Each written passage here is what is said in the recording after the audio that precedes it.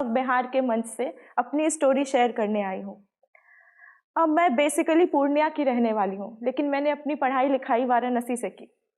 2019 में ग्रेजुएशन करने के बाद कुछ समझ में आ नहीं रहा था करना क्या है लाइफ में। बहुत कंफ्यूजन थी। जैसा कि हमारे यूपी बिहार में होता है कि अगर ग्रेजुएट हो गए हो तो सरकारी नौकरी की तैयारी कर लो। इसी तरह मेरे पेरेंट्स ने भी बोला कि ठीक है, बैंक एग्जाम्स की तैयारी कर लो, तो मैंने भी करी। 2 साल तक मैंने बहुत मेहनत करी, घंटों तक पढ़ाई भी करी, लेकिन कॉन्फिडेंस था कि इस साल तो हो ही जाएगा, 2021 में हो जाएगा। लेकिन जब लास्ट ईयर सितंबर में मेरा रिजल्ट आया बैंक पीओ का, तो 1.25 मार्क्स से रह गया। और इसी तरह 2-3 एग्जाम्स और सब में थोड़े थोड़े मार्क्स से रह गए। फिर सोचा यार मैं कर क्या रही हूँ लाइफ में। 2 साल तक एक रूम में बंद होकर इतने घंटों तक पढ़ाई करने के बाद भी कुछ नहीं हुआ, कोई रिजल्ट नहीं आ रहा है। तो फिर मुझे एक्चुअली नौकरी करनी ही नहीं थी।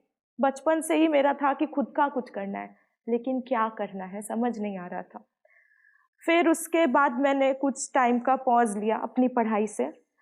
फिर अचानक से यूट्यूब पर मैं देख रही थी, तो मुझे जोश टॉक MBA चाय वाले की वीडियो दिखी। तो मुझे बहुत इंटरेस्ट आया, यार हु इज़ ही, कौन है ये MBA चाय वाला।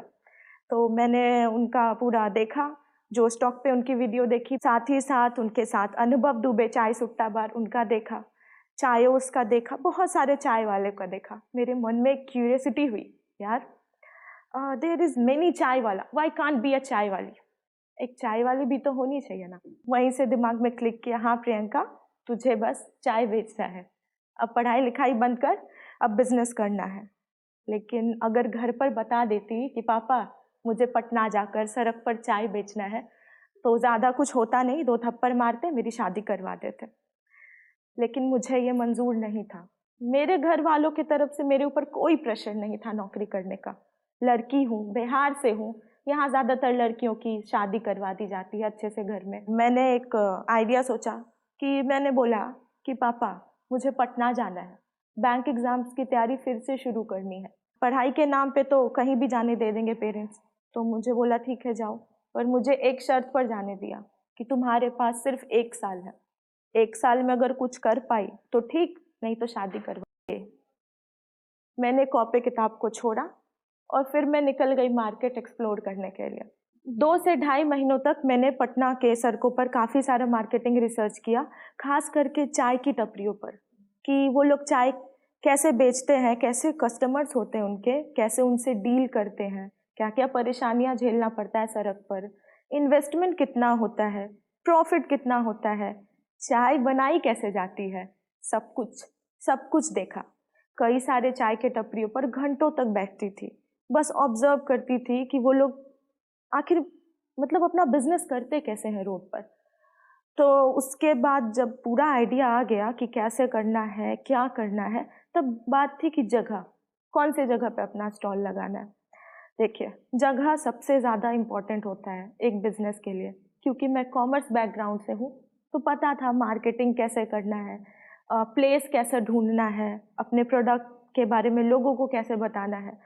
तो उसके बाद मैंने पटना वुमेंस कॉलेज का सोचा। वहाँ इसीलिए क्योंकि मैं एक बार जा रही थी रैंडमली, तो मैंने देखा पटना वुमेंस कॉलेज के पास बहुत सारे स्टॉल्स लगते हैं, लेकिन चाय का कोई स्टॉल नहीं है। मेरे लिए अच्छी अपॉर्चुनिटी थी। बहुत दूर था उसका एक चाय का स्टॉल, लेकिन नज़दीक में कोई स्टॉल नहीं था। तो मैं वहाँ 1-2 दिन जाकर बैठी बच्चों के साथ बाहर। स्कूल में जब ब्रेक हो जाता है तो बच्चे बाहर आके भी बैठते हैं, तो एज अ स्टूडेंट बैठी। मैंने बोला, बहुत सारी लड़कियों से मैंने पूछा कि यार कितना अच्छा होता ना कि यहाँ एक चाय का भी स्टॉल होता। तो उन्होंने बोला हाँ दीदी अच्छा तो बहुत होता। तो फिर मैंने बोला कि अच्छा और भी होता जब उस स्टॉल पे एक लड़की चाय बेच रही होती। तो उन्होंने बोला कि दीदी तब तो और मज़ा आता, क्योंकि हम लोगों को लड़कों के जहाँ लड़के चाय बेचते हैं वहाँ जाने में थोड़ी झिझक होती है, क्योंकि वो गर्ल्स कॉलेज था।